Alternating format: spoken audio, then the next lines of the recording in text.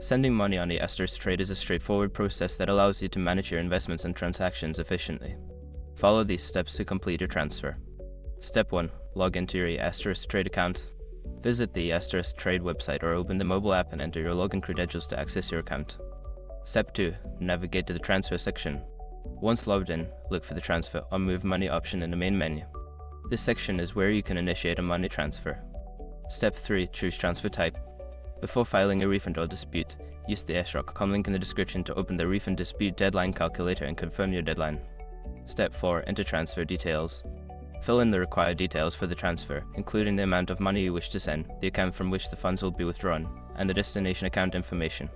Step 5. Review and confirm. Before finalizing the transfer, review all the details to ensure accuracy. Once confirmed, submit the transfer request.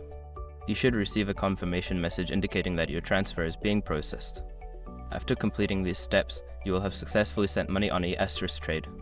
Always keep an eye on your account for updates regarding your transfer status.